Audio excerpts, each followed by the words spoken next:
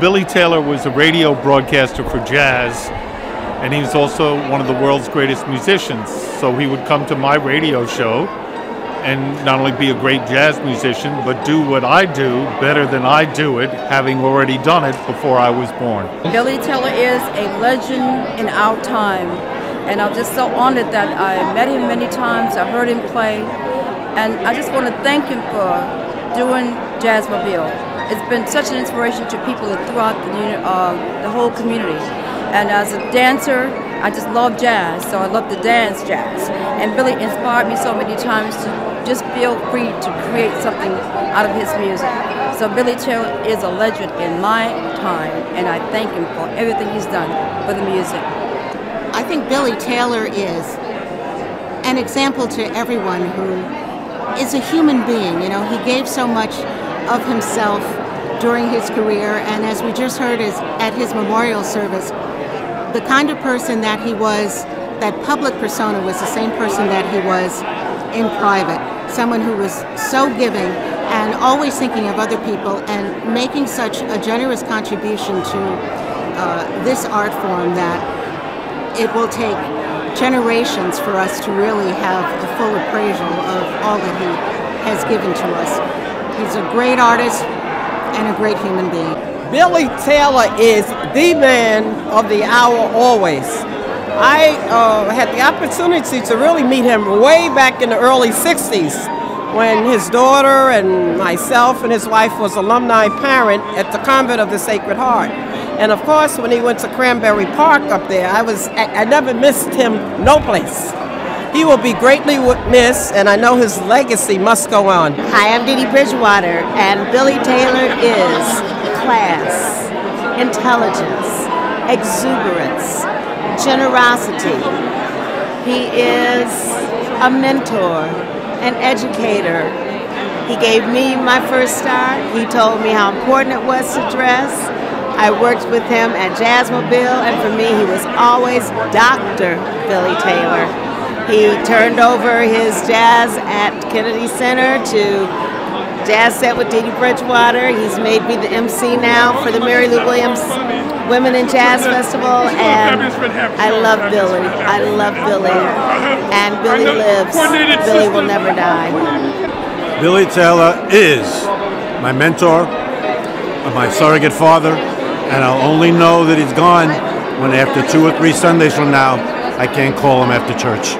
Dr. William Billy Taylor is and was and always will be a harmonic genius, and we're really going to miss him. And the thing that I liked about him is that some people support you, some people promote you, but Dr. Taylor always encouraged me. And encouragement to me is a better word, because that means when nobody thinks anything of you, those people that encourage you, like Dr. Taylor and Mr. Ahmed Jamal and Dr. Hank Jones, very important to me. So Dr. Taylor, we love you madly. Keep on swinging.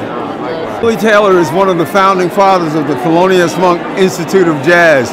Many people do not know that. The very first meeting I had on the subject of the Institute was with Dr. Taylor, Jimmy Heath, Clark Terry, Freddie Brathwaite, Donald Byrd, Max Roach. And that particular group of giants said to me, "You know what, Monk? You could speak for us." And I'm forever grateful.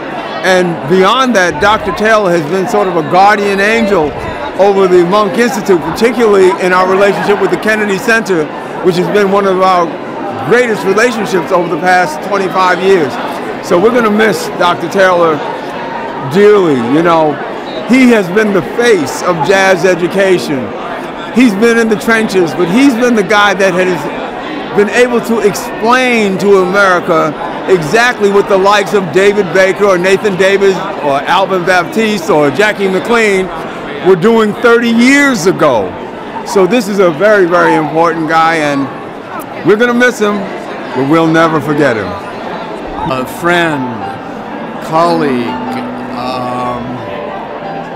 husband, a mentor, somebody who taught me just about everything I know about jazz, seen through his eyes and the eyes of the people he introduced me to. And Billy Taylor is the second most important person in my life to launch my career in public radio.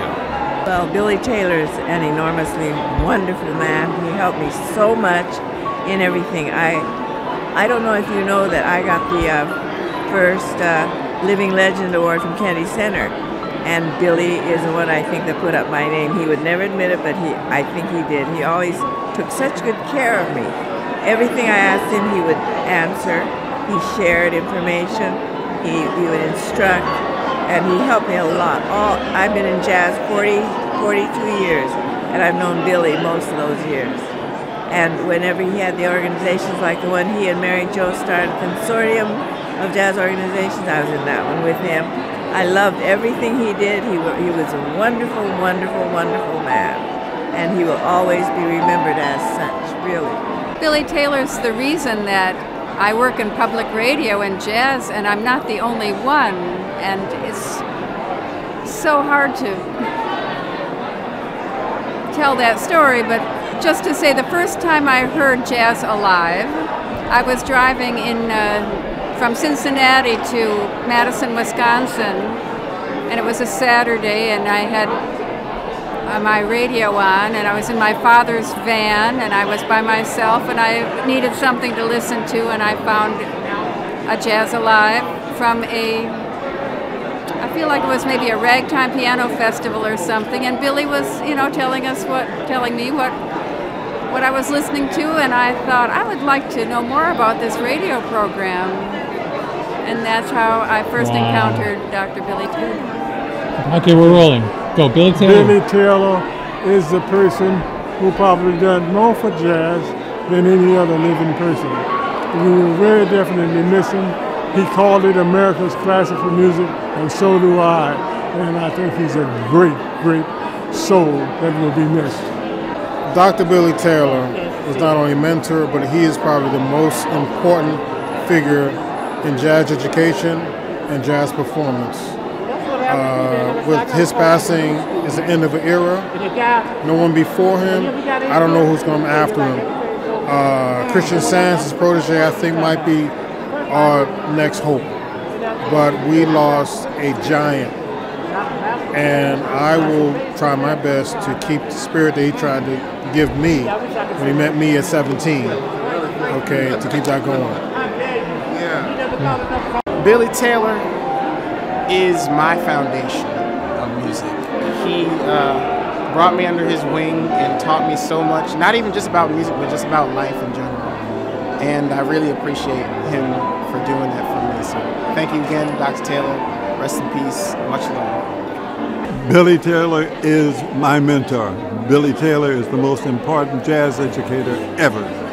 And I'm not sure, well, the situation is such that could only happen one time in our lifetime, and he will be missed very sorely. And I love him. Billy Taylor, to me, was one of the most thoughtful and creative persons I've ever met.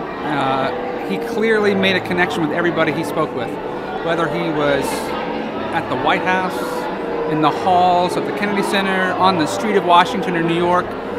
Stranger or friend, he would always speak to you directly with the most focus. I've never seen anyone with such listening skills. And I think that honed over the many years of, of course, listening to his trio mates and doing those interviews, that he had the ability to really listen, not just hear you, but listen. And I always found it so impressive that you felt like you were the most special person in the world when you spoke with him directly. And that was with everybody. So I was blessed to have met him and worked with him, of course, at the Kennedy Center, and we are all grateful that he's in a better place, and thankful that we had the opportunity to spend time with him. Billy Taylor is a tremendous legacy, and the legacy that he's left affects all jazz musicians. It affects every composer of jazz, and it also affects the audience. The special thing about Billy Taylor is that he was such a kind, giving individual, and he gave to all of us who were around him. He will be dearly missed, and he was like a second father to me. And this is Jimmy Owens. Thank you.